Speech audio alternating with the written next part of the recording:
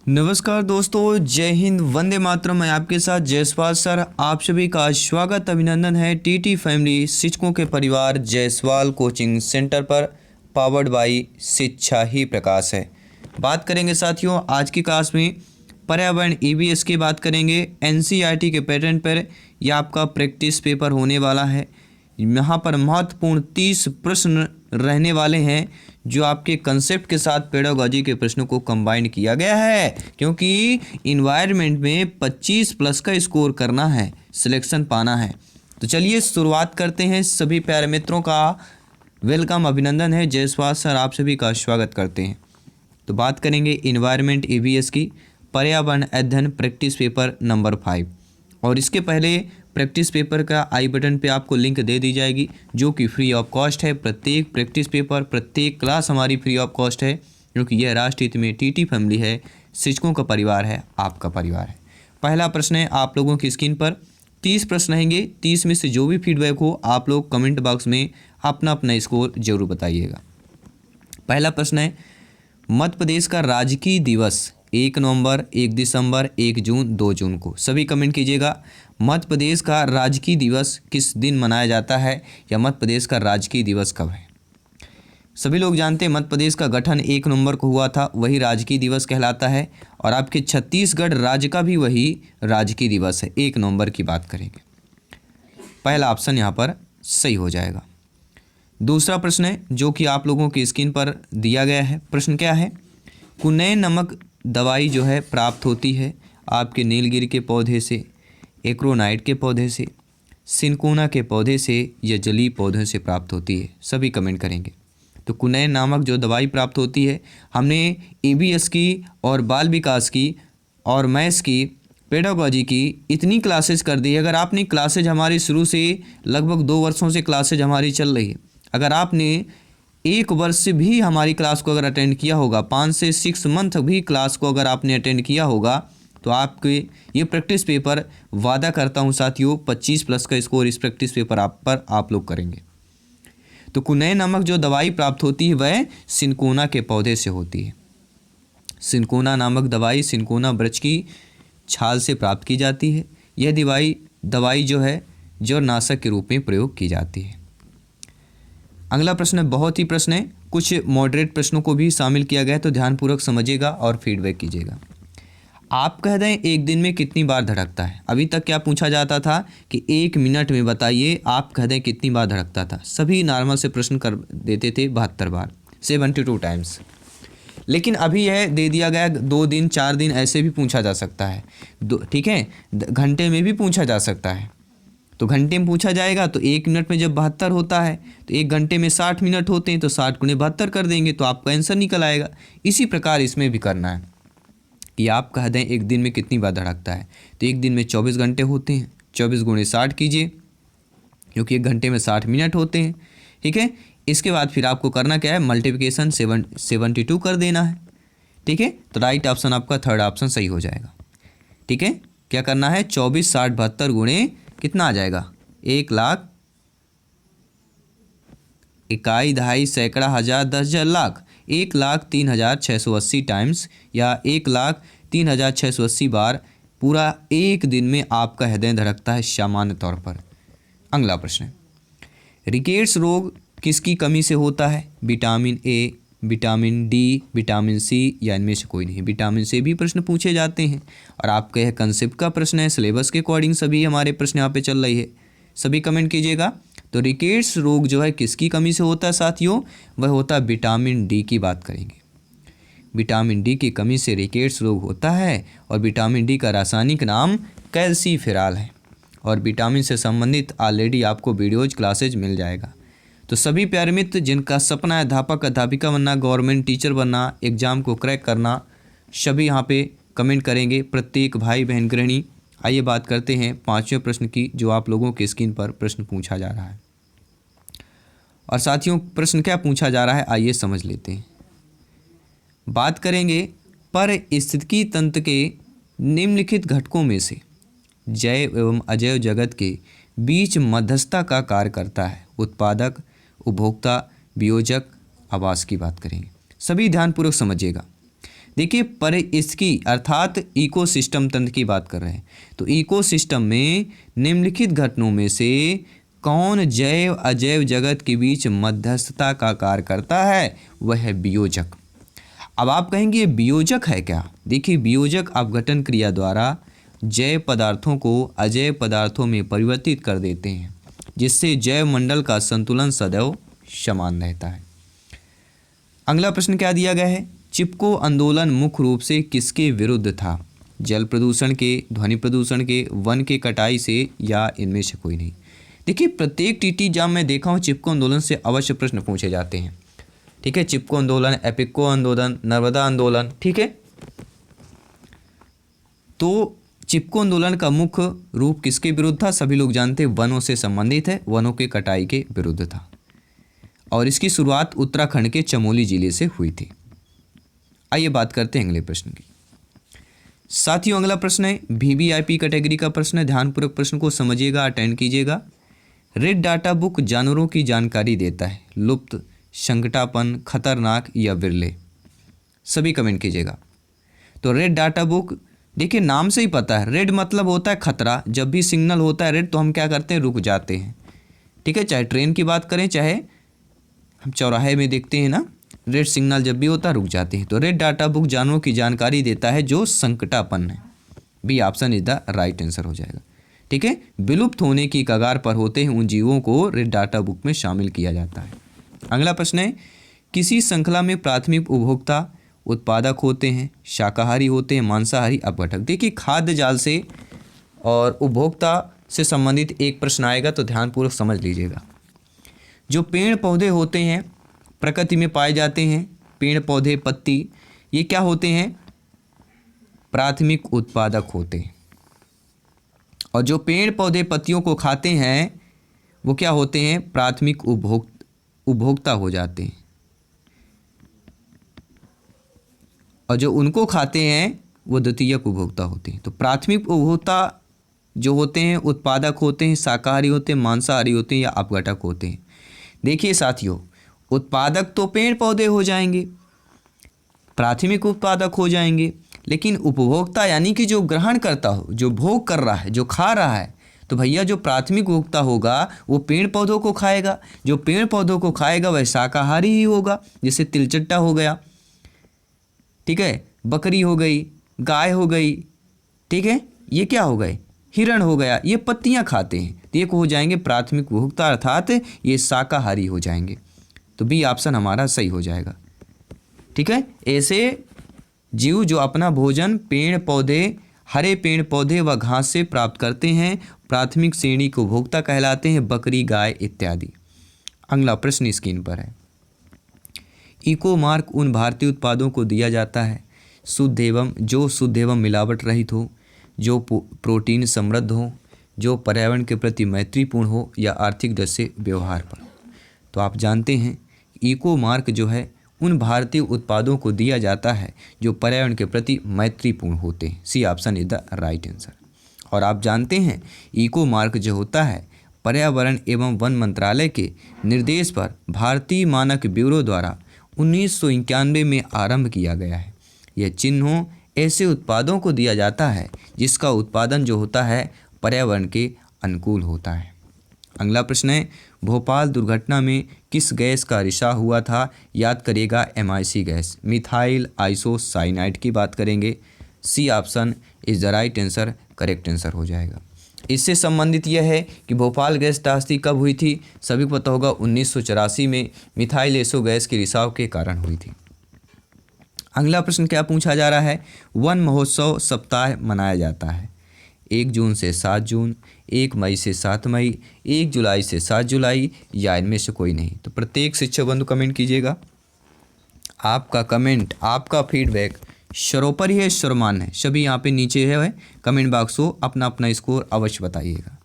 तो वन महोत्सव सप्ताह मनाया जाता है, सभी जानते हैं 1 जुलाई से 7 जुलाई। जुलाई का जो प्रथम माह होता है वह वन महोत्सव का माह कहलाता है, वन महोत्सव का आपका वीक कहलाता है। और इसकी शुरुआत, वन महोत्सव की शुरुआत कहाँ से हुई थी? उत्तराखंड राज्य से हुई थी। अगला प्रश्न है 2 ग्रह जिनके उपग्रह नहीं हैं पृथ्वी और बृहस्पति, बुध और शुक्र, शुक्र और शनि, शुक्र और मंगल की बात करेंगे। तो दो ग्रह साथियों जिनके उपग्रह नहीं है, आप जानते हैं बुध और शुक्र। जी हाँ, सौर मंडल में बुध और शुक्र ग्रहों में कोई उपग्रह नहीं है और अन्य सभी के पास उपग्रह उपलब्ध है। और पृथ्वी का मात्र एक इकलौता उपग्रह क्या है, किसकी बात करेंगे, चंद्रमा की बात करेंगे, जो रात में प्रकाशित होता है, चमकता है, टिमटिमाता है, दिखता है। आइए बात करते हैं अगले प्रश्न की। अगला प्रश्न है दोस्तों स्क्रीन पर, प्यारा प्यारा प्रश्न है, प्यारी प्यारी तैयारी है, सिलेक्शन की बारी है, ध्यानपूर्वक समझिएगा। दहाड़ता चालीसा क्या है? 40 डिग्री दक्षिण अक्षांश जलधारा है, 40 डिग्री उत्तरी अक्षांश जलधारा है, 40 डिग्री दक्षिणी गोलार्ध में चलने वाली हवा है, या इनमें से कोई नहीं। तो समझ लीजिए एक नया प्रश्न कर रहे हैं, ये प्रश्न आपने अभी तक क्लास में नहीं किया था। देखिए दहाड़ता जो चालीसा होता है वह साथियों 40 डिग्री दक्षिणी गोलार्ध में चलने वाली हवा है। ठीक है, क्या है, 40 डिग्री दक्षिणी गोलार्ध में चलने वाली हवा को दहाड़ता चालीसा कहा गया है, क्योंकि उसकी गति बहुत अधिक होती है, इसलिए हवा को दहाड़ता चालीसा कहते हैं। चालीसा मतलब चलना, दहाड़ना मतलब सभी लोग समझते हैं। अगला प्रश्न है, इनमें से किस राज्य से होकर कर्क रेखा नहीं गुजरती है? उड़ीसा से, झारखंड से, छत्तीसगढ़ से, मध्य प्रदेश से। देखिए आप जानते हैं, लगभग मुझे जहाँ तक पता है 8 राज्यों से होकर कर्क रेखा गुजरती है, लेकिन उड़ीसा से होकर नहीं गुजरती। आइए उनका नाम जान लेते हैं। जी हाँ, कर्क रेखा 8 राज्यों से होकर गुजरती है, मिजोरम, त्रिपुरा, राजस्थान, गुजरात, मध्य प्रदेश, छत्तीसगढ़, झारखंड, पश्चिम बंगाल। ये ऐसे 8 राज्य हैं जहाँ पर कर्क रेखा गुजरती है। आइए बात करते हैं अगले प्रश्न की। मध्य प्रदेश में लोकसभा सदस्यों की संख्या कितनी है? 20 है, 25 है, 29 है, 30 है, सभी कमेंट कीजिएगा। तो मध्य प्रदेश में लोकसभा की सदस्यों की संख्या 29 है और राज्यसभा में 11 सदस्य हैं। ये ध्यान दीजिएगा, दोनों बहुत ही इंपॉर्टेंट प्रश्न हैं। एमपी जीके से 102 प्रश्न पूछे जा सकते हैं, संभावित प्रश्न है। तो विश्व एड्स दिवस कब मनाया जाता है? 1 नवंबर, 1 दिसंबर, 1 जनवरी, या इनमें से कोई नहीं? प्रत्येक मेरे प्यारे प्यारे की भाई बहन गृहिणी सभी कमेंट कीजिएगा, सभी शिक्षक बंधु कमेंट कीजिएगा। तो विश्व एड्स दिवस जो मनाया जाता है सभी लोग जानते हैं, 1 दिसंबर को विश्व एड्स दिवस मनाया जाता है।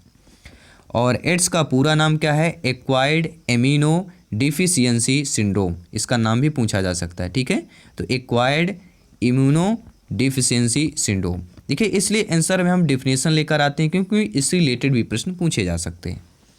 अगला प्रश्न है, माउंट एवरेस्ट एक भाग है, आपके म्यांमार का एक भाग है, भारत का भाग है, तिब्बत का भाग है, या नेपाल का भाग है? तो साथियों आप जानते हैं माउंट एवरेस्ट जो है एक नेपाल का भाग है। कहाँ का भाग है? माउंट एवरेस्ट जो है आपकी एक नेपाल का भाग है। और एवरेस्ट पर्वत दुनिया का सबसे ऊंचा शिखर है, जिसकी लंबाई 888 होती है, अर्थात 8848। आइए बात करते हैं अगले प्रश्न की। अगला प्रश्न है, अन्य मृत जंतुओं पर जीवन निर्वाह करने वाले प्राणी को क्या कहते हैं? पैरासाइट कहते हैं, डीकम्पोजर कहते हैं, स्कैवेंजर कहते हैं, ओग्निवीर कहते हैं। प्रत्येक शिक्षक बंधु कमेंट कीजिएगा, फीडबैक कीजिएगा। जी हाँ, अन्य मृत जंतुओं पर जीवन निर्वाह करने वाले प्राणी को क्या कहा जाता है साथियों? स्कैवेंजर कहा जाता है। और आज का प्रैक्टिस सेट बहुत ही इजीली जा रहा है, लेकिन आने वाले प्रश्न कठिन होने वाले हैं, ध्यानपूर्वक समझिएगा। ठीक है, इतना इजीली प्रैक्टिस पेपर भी अगर आप लोग नहीं कर पा रहे हैं 25+ का स्कोर, तो भैया कहीं ना कहीं तैयारी में आपकी कमजोरी समझ में आ रही है। अभी भी मजबूती कर लीजिए, क्योंकि सिलेक्शन देर नहीं है। ठीक है, ध्यानपूर्वक समझिएगा। देखिए स्कैवेंजर का शाब्दिक अर्थ होता है मेहतर, जो गंदगी को साफ करता है। इसके अंतर्गत कौन होते हैं मेहतर? कौन कौन है? तो मेहतर जीव बाज हो गया, गिद्ध हो गया, चील हो गया, शेर हो गया, मक्खी हो गया, ये मेहतर जीव कहलाते हैं। मेहतर अर्थात स्कैवेंजर, अर्थात जो गंदगी साफ करते हैं। बाज, गिद्ध, चील, शेर, मक्खी, ध्यान दीजिएगा। अगला प्रश्न है मित्रों, निम्न से कौन सी संस्था पूरे विश्व में पर्यावरण सुरक्षा की देखभाल करती है? WWF, world wild life fund, WHO, PETA या यूएन। तो आप जानते हैं, समझते हैं, ज्ञानी सर्वज्ञ व्याख्याता हैं, भावी अध्यापक अध्यापिकाएं हैं कि ऐसी संस्था जो पूरे विश्व में पर्यावरण सुरक्षा की देखभाल करती है वह है WWF, वर्ल्ड वाइड फंड। यह प्रकृति की संरक्षण की एक अंतर्राष्ट्रीय गैर सरकारी संस्था है। प्रश्न आ सकता है कि WWF यह एक प्रकृति संरक्षण है जो एक अंतर्राष्ट्रीय कौन सी संस्था है, तो गैर सरकारी संस्था है और इसकी स्थापना 29 अप्रैल 1959 को हुई थी। अगला प्रश्न है, कीटनाशकों के अत्यधिक इस्तेमाल से क्या होता है? वायु प्रदूषण होता है, ध्वनि प्रदूषण होता है, जल प्रदूषण होता है या ये सभी होते हैं? तो आप जानते हैं कि जब भी हम कीटनाशकों का अत्यधिक प्रयोग करते हैं तो इससे क्या होता है, सभी लोग जानिए।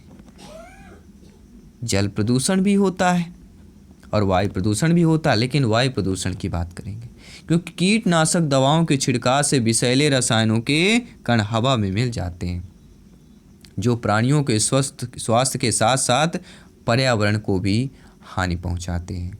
अगला प्रश्न है, ऐसा लवण जो अवशोषण करता हो कहलाता है, अर्थात लवण जो अवशोषण करता है वह हाइग्रोस्कोपिक लवण कहलाता है, एनहाइड्रस लवण कहलाता है, हाइड्रोफोलिक लवण कहलाता है या इनमें से कोई नहीं?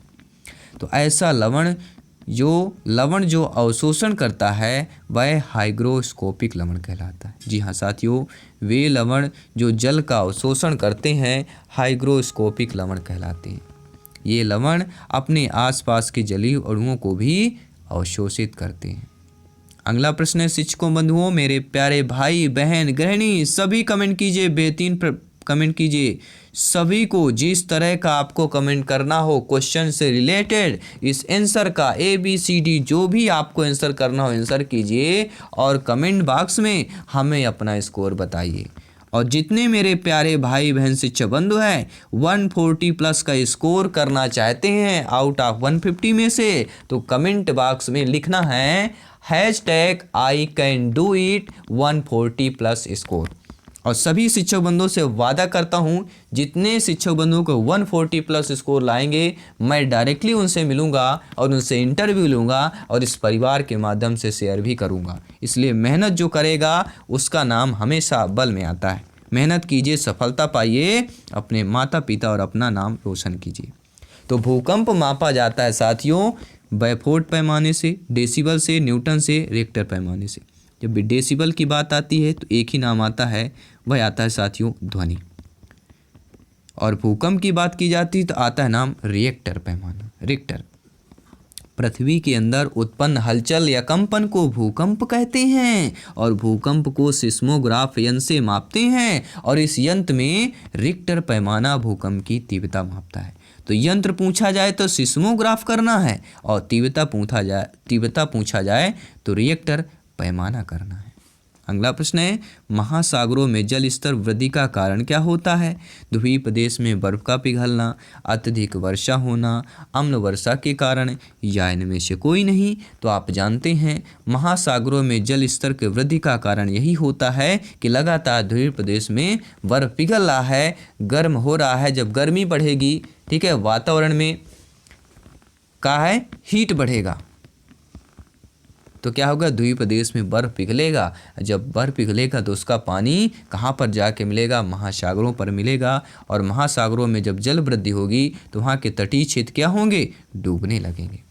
तो वैश्विक ऊष्मन के प्रभाव से ध्रुवीय प्रदेशों में जमी बर्फ एवं ग्लेशियर तेजी से पिघलने के परिणाम स्वरूप महासागरों में जल स्तर की वृद्धि हो रही है। अगला प्रश्न है साथियों, भारत तथा दूसरे देशों में प्रदूषण को रोकने के लिए बनाए गए नियम किसके प्रयोग को रोकते हैं? कागज़ के थैले, प्लास्टिक के थैले, नायलॉन के थैले या चमड़े के थैले की बात कर रहे हैं। तो भारत तथा दूसरे देशों में प्रदूषण को रोकने के लिए बनाए गए जो नियम हैं वह प्लास्टिक के थैले को प्रयोग करने से रोकते हैं, क्योंकि प्लास्टिक मृदा प्रदूषण का मुख्य कारण कहलाती है, क्योंकि इसका गलना बहुत ही नामुमकिन सी बात बन जाती है। तो विश्व ऊष्मायन का एक जो प्रमुख कारक है वाहनों से निकली गैस है, पेड़ पौधे से निकली गैस है, भट्टियों से निकली गर्म हवा है, या रसोई गैस है। तो विश्व ऊष्मायन का एक जो प्रमुख कारक है वह कहलाएगा वाहनों से निकली गैस। जी हाँ साथियों, विश्व ऊष्मायन का मुख्य कारण ग्रीन हाउस गैस है। इन गैसों की मात्रा वायुमंडल में अत्यधिक बढ़ जाने के कारण पृथ्वी से परावर्तित विकिरण वायुमंडल में नहीं जा पाती। परिणाम स्वरूप पृथ्वी का तापमान बढ़ जाता है और ग्रीन हाउस गैस के स्रोत वाहन, फ्रिज, लकड़ी जलाने से अत्यधिक होता है। अगला प्रश्न है, ध्वनि या ध्वनि प्रदूषण मापा जाता है फोन से, डेसी से, डेसिमल से, या डेसीबल से। तो आप जानते हैं ध्वनि प्रदूषण मापा जाता है डेसीबल से नापा जाता है। और आप ये भी जानते हैं जिससे हम डीबी से डिनोट करते हैं, डीबी डेसिबल। और आप जानते हैं 80 डेसिबल के ऊपर की ध्वनि शोर मानव स्वास्थ्य के लिए हानिकारक है और 120 प्लस क्या होती है, असहनीय कहला जाती है। अगला प्रश्न है, निम्न में से कौन पर्यावरण के लिए हानिकारक है? कागज, कपड़ा, धातु, प्लास्टिक। तो आप जानते हैं कि पर्यावरण के लिए जो हानिकारक होता है वह सबसे ज़्यादा प्लास्टिक की बात करेंगे, क्योंकि यह सड़ना गलना बहुत ही नामुमकिन बन जाता है, या बहुत ही अत्यधिक कम मात्रा में, या बोल सकते हैं बहुत ही सालों तक यह पड़ा रहता है, सलता गलता ही नहीं है, इसका नष्ट नहीं किया जा सकता है। क्योंकि प्लास्टिक में मृदा प्रदूषण में वृद्धि होती है। प्लास्टिक से क्या होता है, मृदा प्रदूषण में वृद्धि होती है, और प्लास्टिक बहुत लंबे समय तक पृथ्वी पर पड़ा रहता है और इसका अपघटन नहीं होता है, अतः यह पर्यावरण के लिए अनुकूल नहीं माना जाता। अगला प्रश्न है, वातावरण में अत्यधिक हानिकारक सल्फर मिश्रित गैस कौन है? आप सभी को पता है, आपकी बात करेंगे सल्फर मिश्रित गैस, बी ऑप्शन की बात करेंगे। अगला प्रश्न क्या दिया गया है, क्वाशियोरकर नामक रोग की कमी से होता है। कार्बोहाइड्रेट, प्रोटीन, विटामिन, आयोडीन की कमी से होता है। तो क्वाशियोरकर नामक जो रोग होता है सभी को पता है किससे कमी से होता है, प्रोटीन की कमी से होता है। जी हाँ, क्वाशियोरकर नामक रोग प्रोटीन की कमी से होता है। इस रोग के परिणाम स्वरूप शरीर का विकास नहीं हो पाता है। और इस प्रैक्टिस पेपर का 30वां प्रश्न है, अंतिम प्रश्न है कि लौंग एवं केसर जो होता है किस पौधे के किस भाग से तैयार किया जाता है? सभी लोग जानते हैं, वह फूल की बात करेंगे। तो ये रहे दोस्तों, और लौंग केसर की बात करते एक और है, केसर का उत्पादन जम्मू कश्मीर में होता है और लौंग का उत्पादन केरल राज्य में किया जाता है, ये भी ध्यान दीजिएगा। केसर का उपयोग किस राज्य में, जम्मू कश्मीर में, और लौंग का केरल में किया जाता है। तो आज के प्रैक्टिस पेपर में 30 में बेहतरीन आपका कितना स्कोर है, नीचे प्रत्येक भाई बहन शिक्षक बंधु कमेंट करेंगे। मैं आपके साथ जयसवाल सर। इसी तरह आप लोग तैयारी जारी रखिए और आसपास साफ सफाई बनाए रखें। अपने जीवन में पेड़ को एक पेड़ अवश्य लगाएं, हो सके तो 2 4 10 लगाइए। प्रकृति को सुंदर बनाइए, अपने आसपास के वातावरण को सुंदर बनाइए, स्वच्छ हवा, स्वच्छ ऑक्सीजन लीजिए, और आने वाली पीढ़ी को भी ऑक्सीजन बचाने के लिए, ऑक्सीजन उपलब्ध बनाने के लिए, या कह सकते हैं प्रकृति को और सुंदर बनाने के लिए, प्रकृति को जिस तरह से चल रही उसके अनुकूल बनाने के लिए पेड़ लगाना अवश्य है। तो चलिए दोस्तों, सभी मित्रों को जय हिंद, वंदे मातरम। मिलता हूँ जल्द ही next class, next practice paper पर। सभी मित्रों को जय हिंद, वंदे मातरम, धन्यवाद।